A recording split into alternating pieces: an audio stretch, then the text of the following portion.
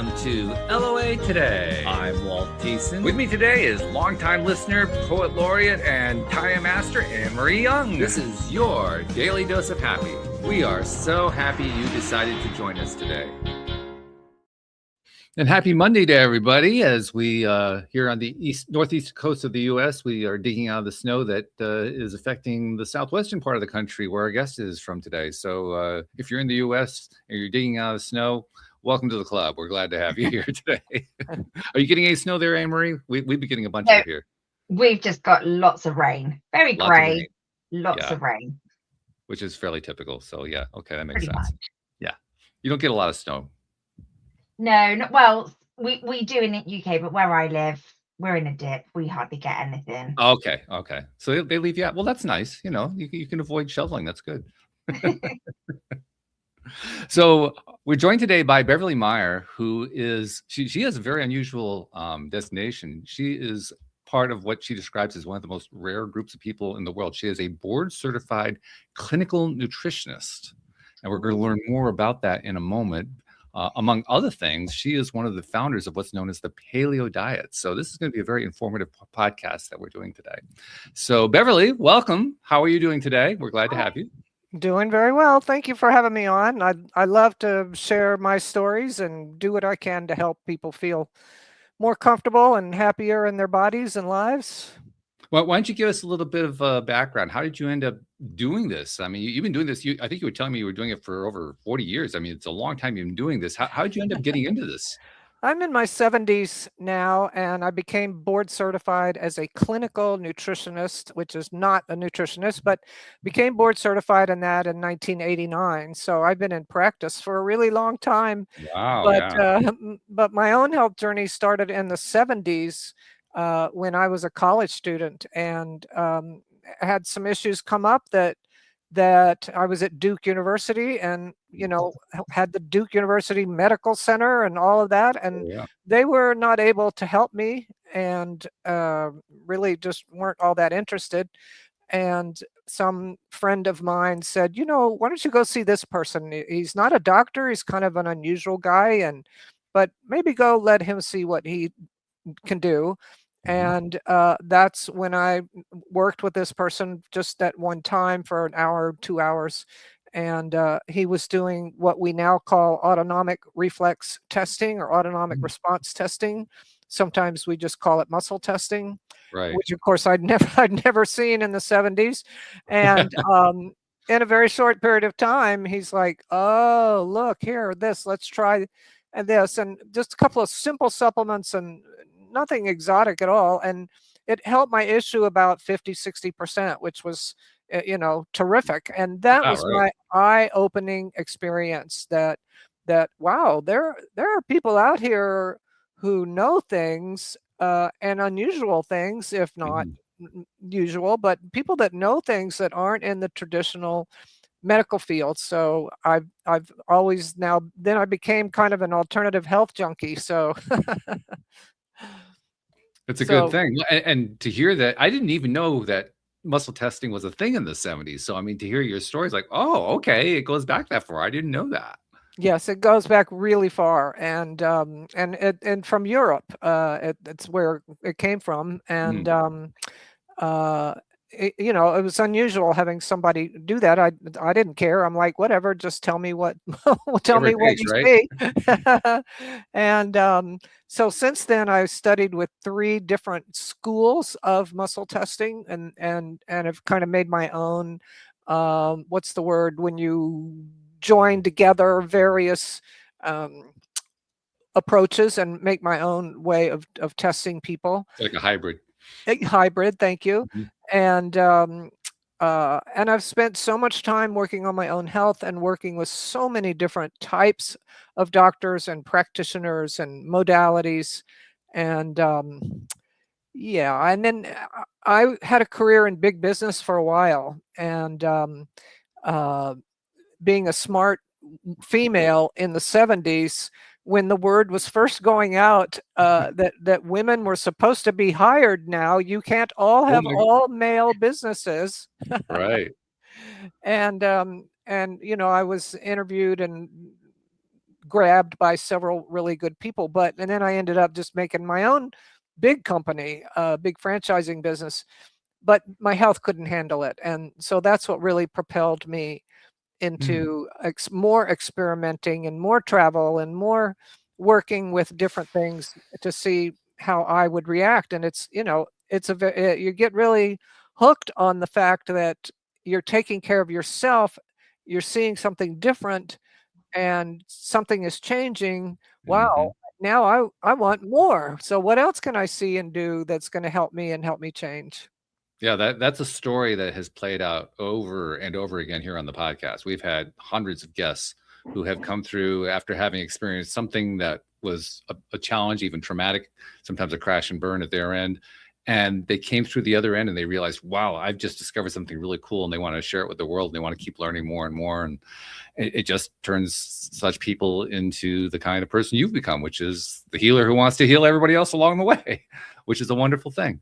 So that's very cool. Tell us a little bit too about how the role you played, but more importantly, how the paleo diet itself came about. What that is all about. So that because there's a lot of misinformation these days, including where paleo is concerned. So, fill in the gaps for us. Tell us what that's really all about and where it really comes from. Yeah, so thank you for asking that. When I talk about the paleo diet, when I'm writing on my website on diet and health, or podcasting on my own podcast, I always phrase it as true and correct paleo, because like everything else, there's oh, let's do this modification. And I've seen, paleo cookbooks where half the book is paleo treats and desserts. I'm like, no, that's not really it. But in short story, it started with a client that came to me, and she was quite underweight. She turned out that she had very advanced uterine cancer, but which she was refusing treatment for. And but so I set to work on putting her on a diet that felt comfortable for her and that nourished her. And I don't ask my clients to do anything that I don't do. So I began eating that way too. And it basically was animal proteins, fats, cooked vegetables, some tubers, and not a whole lot of starch for sure. And it worked so well for her that she told me before she passed away, she said, I want you to know I have felt better this last year than I have felt for decades.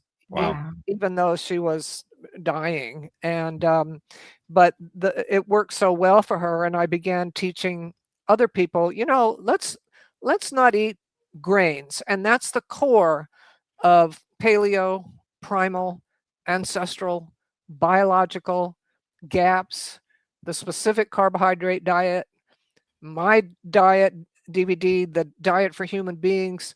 We all take grains.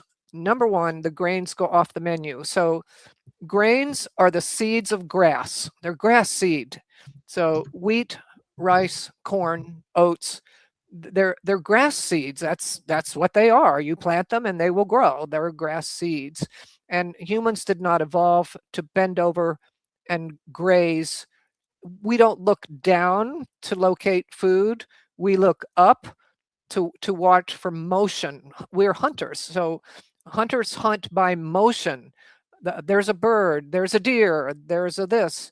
Whereas an elk or an herbivore, they're looking. Of course, they're looking for predators too, but they're looking at the ground for where's some tasty leaves or moss or grasses or whatever they're into. But they're not hunting for motion like, oh, pigeon, whatever. So taking grains out of the diet is a core tenet of all of those that I named. And our human digestive system is not set up for that. Even cows have a hard time digesting grains, and because it's not their natural diet either. They've evolved to eat grass and leaves and weeds, but when they're in feedlots, of course, that's what they're fed is corn and soybeans. So you start with that, which reduces your carb load hugely. And then you increase your animals and your organs and the animal fats. And coconut oil, which is really interesting. Um, here's something really interesting. I just love this. If you're think about the globe, and this is the equator, and then here are the northern and southern areas on the planet. So people at the equator don't have salmon and bears and elk and these higher fat foods. The equatorial foods are much lower in fat, but they have coconuts. So they have the coconut oil, which provides saturated and unsaturated fats. And the rest of people north and south of that large area have the fattier animals. I just think that's so cool that no matter where you are, you have access to saturated fat, and that is a key for what we evolved to eat. And you bring in saturated and unsaturated fats. I don't want to spend a lot of time on it, but it is something that people are more aware of today than they were in the past. And there's a lot of, I think it's fair to say, misinformation associated with them, to the point where to this day, there are many people, many doctors even, who say you got to get the fats out of your diet. So I wanted you to address that portion of it. Well, again, we're hunters and gatherers, and we've been that way for a really long time. We only began keeping animals and first growing grasses for the animals, and then learning how to let's take the milk from the animals, which of course we never did before when everything was wild. But as we settled down into tribal areas like canyons or something, and could keep animals there instead of having to hunt them all the time, this was a big breakthrough in human history.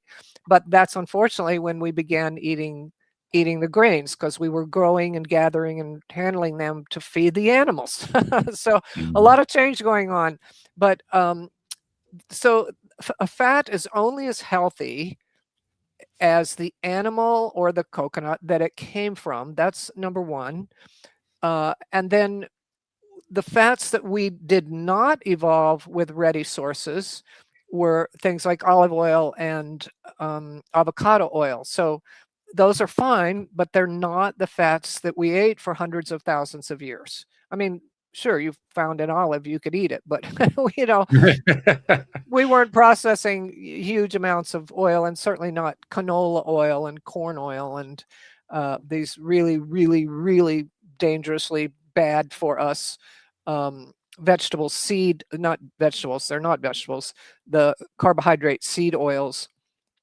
So that's the problem is it's just such a long story, but the whole anti-saturated animal, no meat, eggs, butter, etc., basically came from a flawed, small study 50 years ago. And, whatever, it just got into the ubiquitous understanding. Well, then that just means humans shouldn't be that way. So the true and correct paleo says, here's the motto: follow your biology. Follow your biology. And that's what we can, that's how we thrive. That's how our systems, our brains work best. It's fascinating to me how there are so many truisms, I think you could call them, often within scientific communities, that date back to very small studies that have later been rejected, but the beliefs and ideas that came from those studies got retained. It's astonishing how often that happens. To be honest, there are times it makes me question just how scientific we really are. But it's a very common phenomenon. It happens a lot. And I think one of the lessons that comes from it is, it ties into my own belief about what science really is. There are a lot of opinions expressed about science these days that I don't really align with. The way I like to express it is, for me, science isn't about proving things, it's about discovering things. It's about investigating and then developing your theory, and then testing your theory with getting more evidence, and then developing a new theory and getting more evidence. It's just an ongoing process of gathering information and understanding the information, which in many ways kind of runs against the way science is often practiced these days. So when I hear stories like that, I think to myself, who stopped gathering the evidence? What did they do to make them decide I'm not going to gather evidence anymore? And I don't know what the answer is on that. I'm just kind of throwing that out there to see what your perception is of it. Well, to do a big double-blind type of study is an enormous process. It's very expensive, very labor-intensive. It takes, people and money and labs and all of this stuff. And, nobody that doesn't have a patented substance, they're not going to invest millions of dollars in studying butter. So I mean, I guess that's not even a great example, because the dairy industry does try to study this, but and you can get 50 studies about coffee is good for you and 50 studies that coffee is bad for you. And so that's part of the problem there, is who's paying for the study and what do they expect to get out of it. It's very true. You also mentioned the gold standard, the double-blind placebo-controlled study, which is another one of my favorite points to harp on, because so much has been learned especially in the last 30, 40 years, about all the different ways that placebo can actually have a positive impact on people's lives. It's gotten to the point now where I severely question the wisdom of making everything be double-blind placebo-controlled, because there's just so much that we're leaving behind when we do that. And like you pointed out, one of the biggest challenges with that is it's expensive, which means you're going to be very limited in terms of what you can study. So I guess that's my long-winded way of asking, isn't it about time that perhaps science needs to evolve past the golden double-blind placebo-controlled study and start expanding its horizons a bit? Well, yes and no. It all depends on that true and correct phrase again, that, are you being guided towards a certain solution by your investors or whatever that works. But, the professional supplement companies, so people like myself, I have in my clinic and the online store to my website, these are very high grade professional supplements, and these companies also have to do the research showing, well, why does this product help with a cardiovascular issue, or why is this a better form of zinc than that form of zinc? And so, the supplement companies are doing this as well. It's part of why their products are more expensive than just the random thing on the drugstore shelf. So we do need studies, whether people read them or not. At some point, in my field, I have to just trust. Yes, I like these 12 companies, and I'm going to use their products, and I feel comfortable with that. So. And well, that's also the ultimate challenge for the consumer, isn't it? Trying to decide who are they going to trust. Right, exactly, and that's been the problem for generations. Yeah, about everything. Who are you going to trust? Yes, Yeah. indeed. And so I mean, let's talk about that for a moment. How do you decide who to trust? Because if we tie into the double-blind placebo-controlled model, we're limiting our scope to a very limited scope. Well, I think it's important. When I'm starting work with a new client on the phone or something, and I say, look, I'm here to help you help yourself. And so that's another one of my mottos: follow the biology, food first. But another one is help yourself to health. And that we as consumers need to be more comfortable and ready to do whatever research that we can, and to try to understand. I went through a very serious health crisis about 10 years ago, and my body, I'm slim anyway. I've always been very slim, but my body just began losing weight, like a pound a month. And when you're already not overweight at all, it became somewhat critical, before too long. And I went to so many doctors and of different modalities, and they were all stumped. They ran whatever tests they could and basically sent me home to die. And so I'm at home, I can't work. I check in with my office, but I really can't work. So what did I do? I spend my own time researching. Now I happen to love doing that, and I feel confident that I can locate and use specific websites or people that I trust. And then for this, I got into the medical journals and so on. But eventually I figured out what was going on with me, and I ran my own labs and ran them again, and then said, wow, I have this genetic immune flaw called common variable immune deficiency, CVID. It's one of the primary immune deficiencies. There's many of them, PIs. So I just figured that out for myself, and ran the labs and reran the labs. I looked at the medications. Oh no, we don't want that. We don't want this. Oh, this looks like the better way. And then I went to the immunologist and said, I have CVID, and then here's the medication that I want. And that didn't quite go over as well as I'd hoped. Funny how that worked. But eventually, yes, it all got figured out, and with insurance, etc. So now I do an infusion every week for the rest of my life to provide this extra piece of my immune system that was missing, and which oddly helped with the transport of nutrients. And so remember the losing weight, right? And so how did I end up with an immune factor? And gamma globulin, shouldn't get into, but anyway, one of its many jobs in the body is transporting nutrients. And I already knew that I was on a high calorie diet. I was digesting really well. I didn't have gut infections or leaky gut.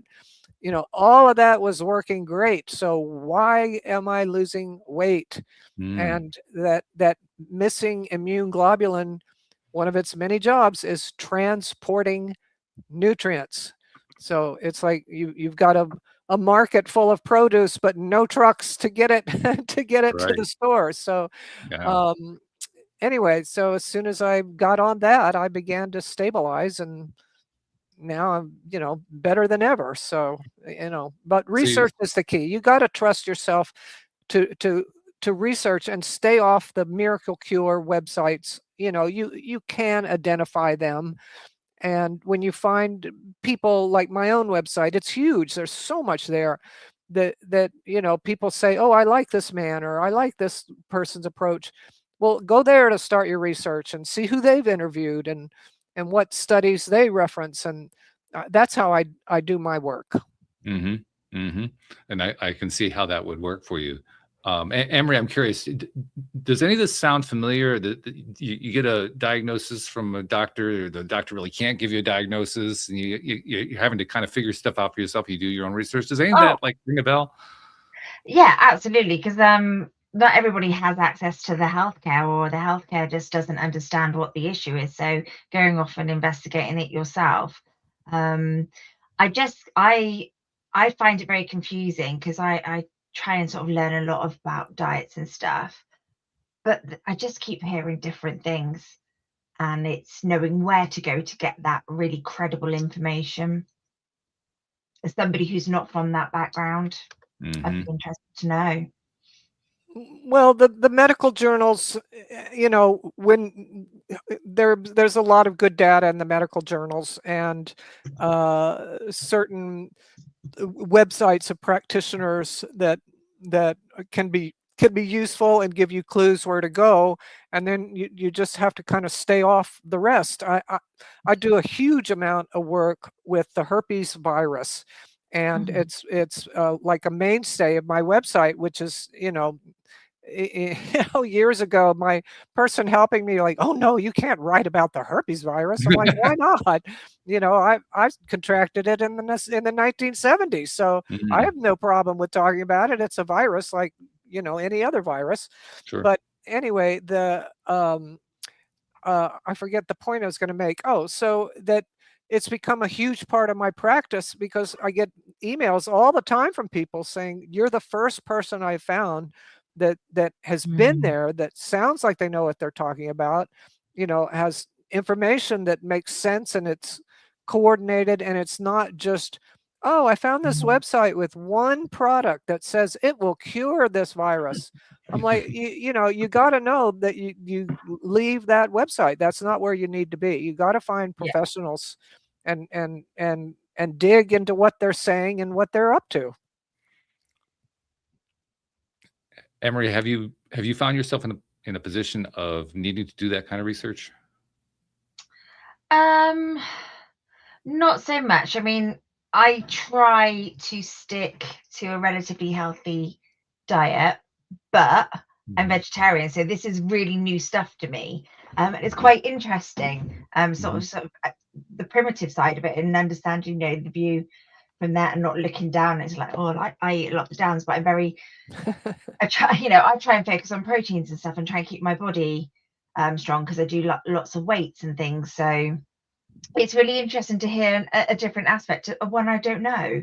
I mean, I feed my children and my husband all meat and fish and things like that, but this is really interesting. I'm learning. That raises an interesting point, because there are many people who pursue a vegetarian diet. I mean, how do you advise somebody like that, Beverly? Well, if they have contacted me for help, they found me on the internet, and hopefully have spent at least 5 minutes on my website before they reached out for, you know, oh, you do consults, can you help me? So they're already have a sense of, wow, there's a lot of data here, and okay, I see, you know, there's data here about hunters and gatherers and whatever, but whatever, I'm going to contact this person. She sounds like she knows what she's talking about. So you know, there's always a way. But to me, here's a really important thing for me.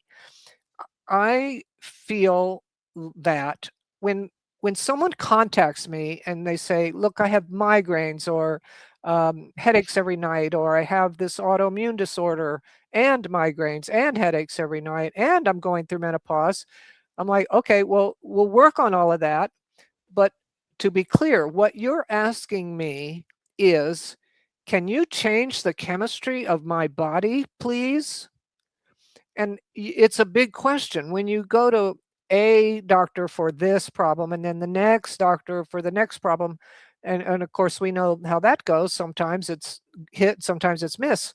But when you're working with functional health practitioners, complementary practitioners and doctors, and you know, our whole thing is, let's try to get to the root of what's happening here, and see if we can impact a lot of stuff with the least amount of input, right? To get the max for the men, if you will. And so that question of, I'm not here to just, my own philosophy, I tell people, I'm not here to be a pill pimp. I'm not here to just sell you pills. That doesn't work. And then you buy them for a month or two, and then you're gone and off to the next thing. So we're not doing that. What I'm here to do is upgrade your food and upgrade your sleep. And to some extent, let's talk about your anxiety and your mind chatter that you're not managing. And these are the ways to biggest impact the fastest for whole body chemistry. And that to me is where true healthcare starts, is with whole body chemistry. And if we try to skip a step and just jump straight over, well, let's just work on the migraines. It's like, no, it doesn't work. Or if we do, then they might say, you know, what's interesting is that my constipation went away, and we weren't even working on that. You know, I'm like, well, that's because we're trying a whole body approach. Upgrade your food, upgrade your sleep. I'm very passionate these days about talking about sleep apnea, for example, because I just got diagnosed, and completely by surprise. And so as I've been studying sleep apnea, and struggling through it as people do, trying to figure out this sleep apnea thing, CPAP and so on, what I've found is that when you stop breathing hundreds of times per night, okay, this is serious stuff. Oh yeah. And you don't know it. we don't know that it's happening. And unless you have a sleep partner that's telling you you're snoring, you're gasping for breath, you stop breathing, I had to poke you, or are you still alive, or whatever. But we're fatigued in the day and our emotional balance is not right, and we have to get up to pee at night, which incidentally goes away with proper sleep treatment, which is really interesting. But sleep apnea is the largest single undiagnosed medical issue in the United States. I don't know about anywhere else. So we're talking tens of millions of women, children, men, people of all ages that have sleep apnea and don't know it. And talk about a whole body impact. Wow. I mean, I thought I had good sleep. Well, it turns out I had really low oxygen most of my sleeping hours. So that's a very, very bad thing. So, Well, as you point out, I mean, if you don't have a partner you're sleeping with, that can be kind of challenging to figure out you've got it. I mean, how do you do that? That I don't know. I mean, for me, the reason, put it as symptom number 72 that I'm on my quest, with my body to try to figure out, or a patient's body. But, I had headaches during the night and in the morning for 10 years. And I saw so many different doctors and modalities. I mean, osteopaths and dentists and neurologists and vestibular dysfunction, and I mean, brain surgery, whatever. I mean, I saw everybody to try to figure out headaches at night and during the night and in the morning. And as it turns out, when those headaches went away after 3 nights on CPAP, and doing the research, that headaches during the night is one of the top 6 symptoms. So I'm on this big passion now to try to educate people that if you snore, you have headaches at night, you wake up coughing at night when there's no reason for you to be coughing at night, or of course your partner says you're not breathing, or if you have a pulse oximeter that you can record your oxygen over the night by putting a pulse oximeter on your finger, and you can record your oxygen at night, and that'll tell you immediately that, because when you stop breathing, your blood oxygen plummets. And so a pulse oximeter is an excellent tool, and they're not expensive anymore, and you can just hook it up to your phone and get it to read out. Or many doctors now, I wouldn't say give them to clients, but whatever, offer them to clients, because you can get a lot of really good sleep information on a little more sophisticated model that way, before you do a sleep test. And then if you're over 65, you should be doing an at-home sleep test. You must be doing an at-home sleep test, because as we age, this collagen and all this and muscles and our throat get looser and weaker, and we're more likely to have the tongue and everything fall back and block our airway. So age is definitely a factor also. So age, daytime fatigue, snoring, coughing at night, nighttime or morning headaches, having to get up for urinations at night, and I mean, so anyway, that's now my new passion, is getting everybody tested for sleep apnea, and that includes your children. If they're bedwetters or have ADHD diagnosis, that absolutely can be sleep. They're not breathing properly. Maybe their tonsils are enlarged and so on. So anyway, that's my little sleep apnea pitch. Okay. Yeah. Well, you've clearly been doing the research on that, which ties into what we were talking about before, right? And in that research, you've discovered some really cool things. So thank you for sharing all of that. You mentioned earlier the podcast that you're doing. Let's talk about that for a moment. First of all, give people a little bit of the elevator pitch on that one, what that one's all about, how long you've been doing it, and then the follow-up question I want to ask at that point is, because this ties in directly to what my experience is, I found that the biggest benefit I get from doing this podcast is the expansion of my own perspective just by hearing other people's perspectives. I'm curious to know if you've had a similar experience. But before you even get to that one, just tell us about the podcast first. All right. I've been podcasting for 14 years, and I call my podcast Primal Diet, Modern Health. Primal Diet, Modern Health. And the point being that, again, I'm a proponent of follow biology, eat the way your body is. You're not a cat, you're not a cricket, you're a human being. What do humans eat? And what have we eaten for hundreds of thousands of years? And how can we do that as responsibly and well as we can now with what we can afford and what we can find? And so primal diet / modern health. So the goal then is the best of modern healthcare. And so, yes, I try to help educate people. Hey, you've got this going on. Let's look at this. Or you just got lab work. Let me show you the basics of how to interpret lab work. And did you know there are a lot of consumer labs? You can run your own lab work. In most states, there are 5 that don't allow that.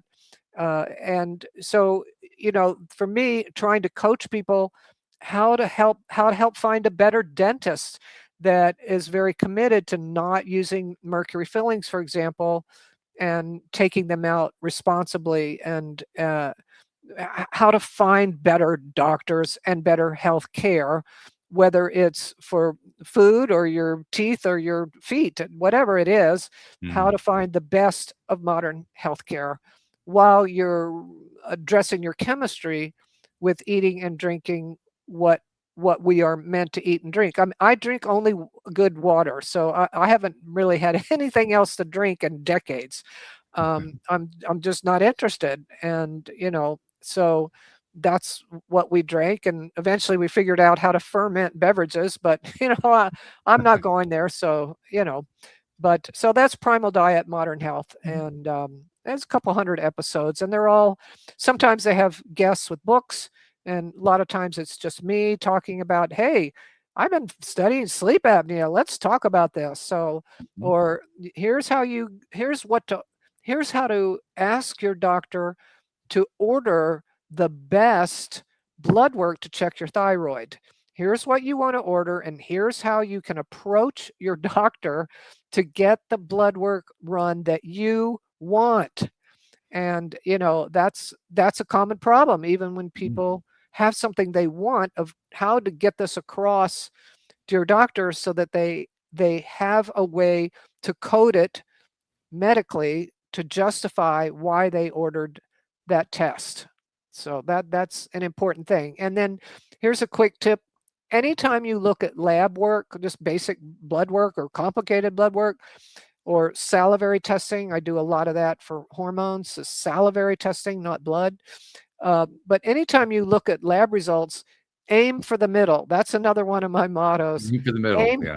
Aim for the middle. And, you look at a blood test and the range, it says it's 10 to 100 and your score is 12. So your doctor says, very good.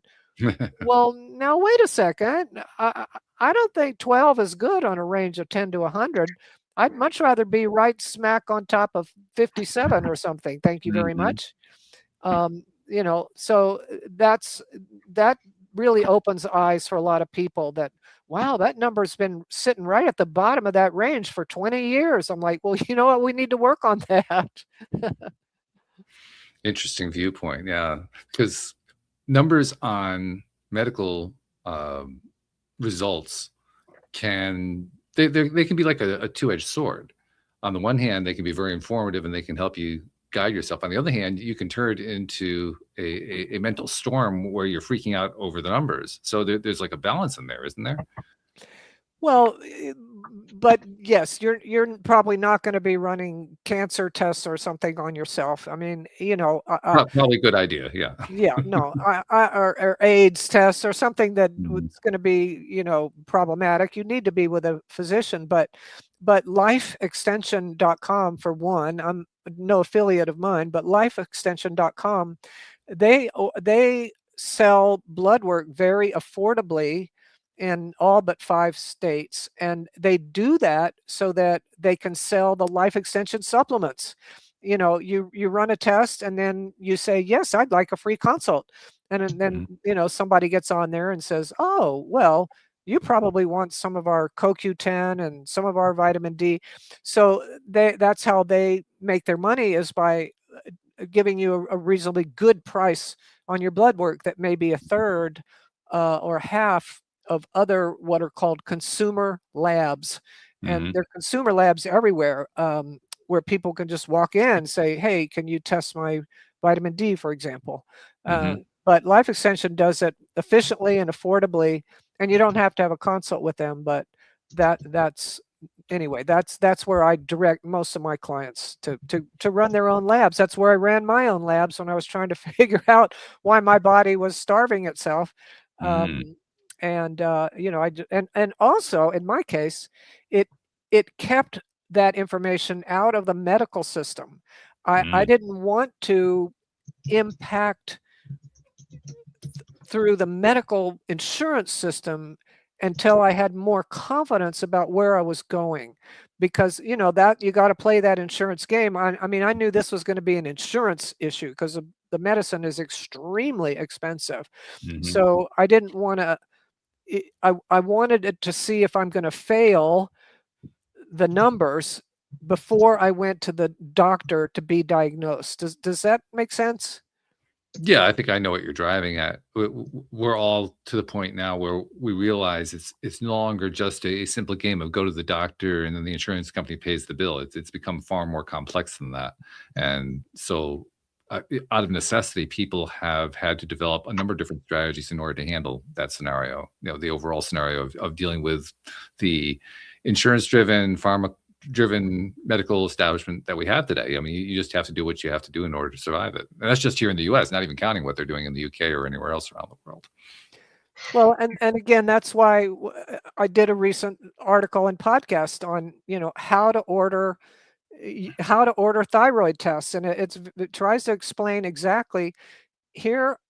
You want that to be covered by your insurance if you have insurance, and in order to do that, your doctor needs to see that you tick the boxes of certain symptoms that fit with the medical need to order that test. Mm. And so, you know, I say, okay, here are 8 symptoms of hypothyroidism, for example. So pick 5 of these that seem to resonate, like they might resonate with you, and these are the 5 you want to go to your doctor with. And you know, it's like maybe you're not constipated, but you add that to your list because it's one of the hypothyroid symptoms. So it gives the doctor something to tick that box, and yes, now I'll order what you asked for. Mm-hmm. And how to ask for the full panel of thyroid numbers, not the cheap version. So there's an art form in this as a patient, as we all know. Mm-hmm. Oh yeah, yeah. It's a challenging landscape for sure, and we could probably do an entire show on that one. Maybe we will someday. I don't know. I'm not exactly lining up for it, but you never really know. Let's focus on a couple of things before we do our windup, though. First thing that I want to talk to you about is you've been giving us a pretty good overview of what is available to the public that probably most of us didn't even know was there. That was something that we could access.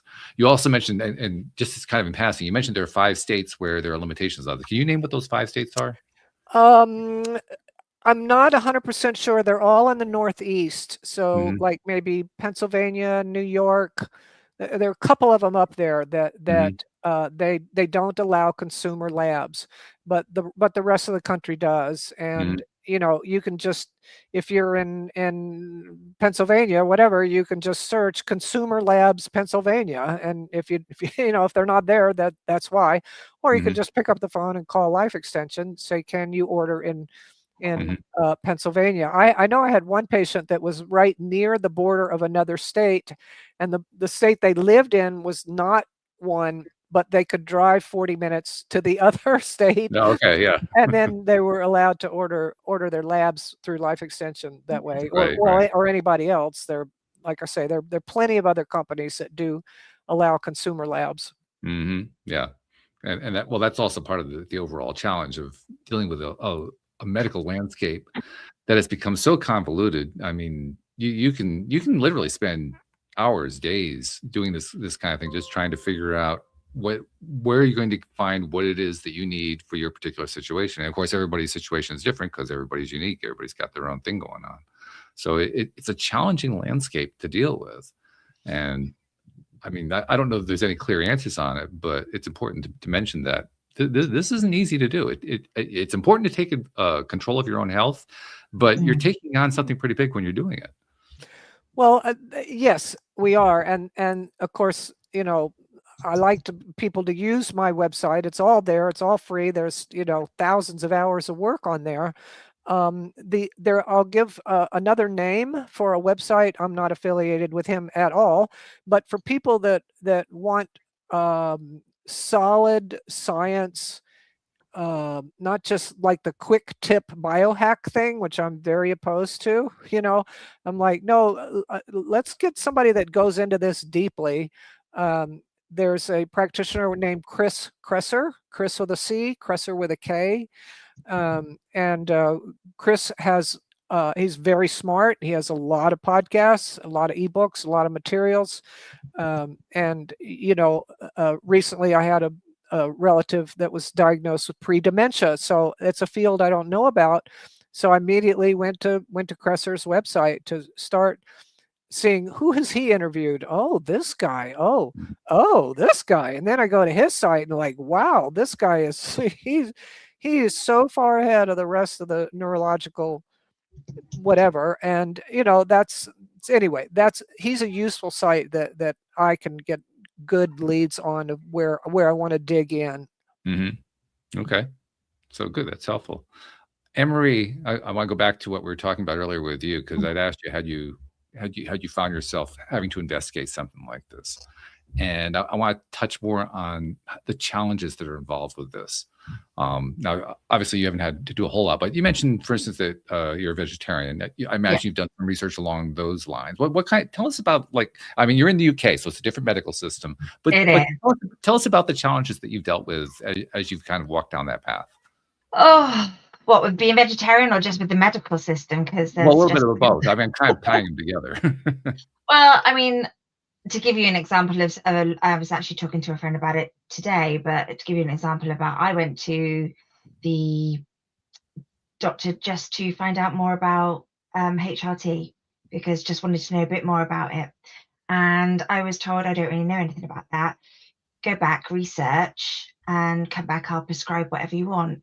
That's the kind of help that I've experienced. And that's, in the end, I'm just like, I looked into it and was like, no, that's not for me. I'm not a big fan of putting things into my body unless I really have to.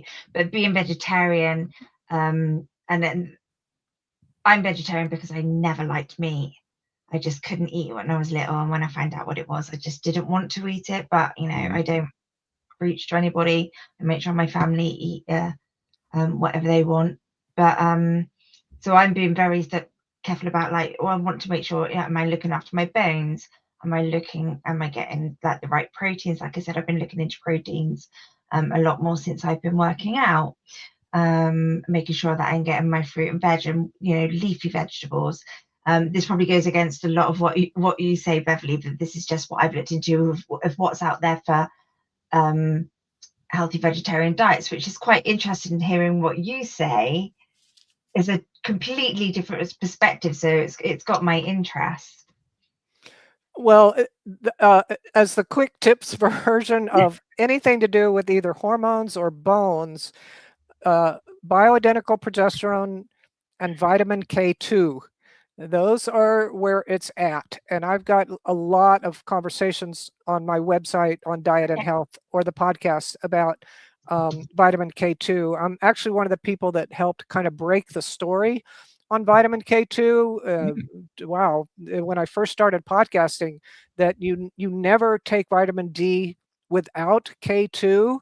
And this is not commonly known. And now, 15 years later, many of the products, even at the drugstore, do come now with K2, but they absolutely did not some time ago. And but K2 is really essential. And the reason, well, boy, this is a whole other hour, so I won't go there. But K2 is pretty much only available in animal organ meats. And when you think about when our diet changed, again, back to 13,000 years ago or so that I was talking about, after the last ice age, when we began keeping animals, and you know, we weren't eating the general population. We were growing in numbers. We were fast. The human population doubled and doubled and doubled and doubled because we had fire and hunting and skins and tribal communities and tools and smarts, and you know, we were winning. You know, I don't know where we are now, but now, of course, we don't eat the organs of the animals like we used to, and that's our main source of K2. So it's essential to supplement it, unless you're Japanese and eat natto, which is, you know, one of the worst possible things you ever want to smell. It's like, just don't even go there. But vitamin K2, and then progesterone. I've run hundreds of salivary hormone tests, and on mostly on women, but from, like, say, age of 43 into their 70s, and almost universally we are deficient in progesterone. And the question then only mostly remains, are we high in estrogen or normal or low in estrogen? The low progesterone is almost a given. But many women have very high levels of estrogen and testosterone and no progesterone to balance it. And that's a dangerous thing. And other women just don't have hardly any of them. But we don't need much estrogen as we age. What we need is progesterone. It's the bone builder, and sleep, and anti-anxiety, and good for our skin, and so much about progesterone. So and you can buy it without a prescription. It doesn't have to be an expensive compounded thing. Well, we've been learning quite a bit during the conversation today, so thank you for joining us to do that. We also have a couple of things that we'd like to do at the end of every show. First and foremost, we didn't really mention it before, but let's mention it now. What's the website? How do people find the website and find all that juicy information you got saved up for them? Well, my name is Beverly Meyer, Meyer, and you can just search for that. But the website is On Diet and Health, On Diet and Health. And the podcast is Primal Diet, Modern Health. I have a very active Pinterest community, actually. Really? That's probably my main social media, is my Pinterest followers there. And so there's like 1,000 or 1,500 pins over there that will help get people directed to searching and finding the information that I offer on any topic. It's a super fast way to search. Very and cool. that name is On Diet and Health. So okay, on Pinterest. Yeah. All right, good. All right. So now we've given people a way to and find my you. newsletter. Yeah. And my newsletter. If people subscribe to my newsletter, I've got 5 different gifts for people if they subscribe. One of them, you get a free ebook, my ebook of how I've cooked for 20-25 years. Without recipes. So it's a step-by-step ebook on, all right, here's what you're going to do. Here's what your next 3 hours are going to look like. You've got, 2, 3, 4 bags of meats and groceries and things. And what we're going to do is take all that raw food and make it not raw food. Okay. And that's it. And it's not raw chicken, it's cooked chicken. Now, from that point, you can shred it, you can stir fry it up with something, or put hot sauce on it, or whatever you want. But to me, having a refrigerator now full of just plain cooked food, I can recombine it and add condiments and do whatever I want to pull together a fast meal in 5 minutes. Okay. All right, good. Well, thank you for offering that, and I'm glad we have that to share with the listening audience. Second thing I like to do with every episode is to turn to my co-host, in part because Anne-Marie is also a former listener, so she has that listener's perspective, and just to get a sense of how she's taking all of this in. So, Anne-Marie, you knew I was coming at you with this. Like, yeah, I know you've been thinking about this, but what's your take today? How do you tie the whole thing together today? how do I tie this all together? I think it's been fascinating actually, because it isn't stuff that I've heard before. So I found it really interesting. But I think what I've loved the most is how you are helping people to take charge over their health. Um, I love that you're telling people what to ask their doctors for and why you're asking them to do it and why they can explain to their doctors. Because I'm very aware that if we go to the doctors, my experience is it's just write you a pill, and I don't want to write a pill. I would rather use a much healthier way of getting better. So I think we all know the impact of food that has, like with processed food and stuff, but this was really interesting to have a different thing that I've been aware of to just heal a multitude of ailments. So for me, the overall thing is it was so interesting and just helping people to take control.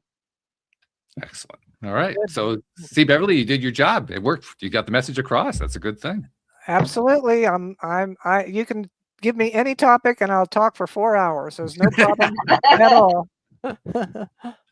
Well, actually, kind of along those lines, that's the final thing I like to touch on each show, because now that we live in the 21st century where we're able to reach people all around the world, we're able to have this conversation. I mean, you're in Texas, I'm in Connecticut, she's in the UK, and it's like we're in each other's living room. That wasn't possible in the 1980s, 1970s, but we can do it now, and it's nothing, no big deal. One of the things that comes along with that capability, with the social media, with all of the different tools that are available to us and so forth, is that we have become sharers. Many of us anyway have become sharers of information. We want to help other people. And so we end up doing podcasts, and we end up writing books and creating courses and writing ebooks and all this kind of stuff. And in the process, we're reaching people, and we're creating ripples. We're sending waves of information, of energy, of support. And we're often helping people in ways we don't even know about, and we're not getting credit for it. And that's where I said, I can draw a line in the sand. So Beverly, on behalf of those people you've never met and never seen and never will meet, never will see, who you've been helping in ways you didn't even know about just because you're helping people, on their behalf, thank you for what you're doing, because you're making a difference in this world. Thank you. It's a privilege. Thank you. And thank you for joining us and for sharing the story today. Best of luck with the podcast. By the way, you've been doing it like a half year longer than I've been doing mine. So I'm pretty impressed with that. That's very, very good. Thank you. So thank you much. Thank you to our podcast listeners everywhere. And we will see you all next time here on LOA Today. Goodbye, everybody. Goodbye.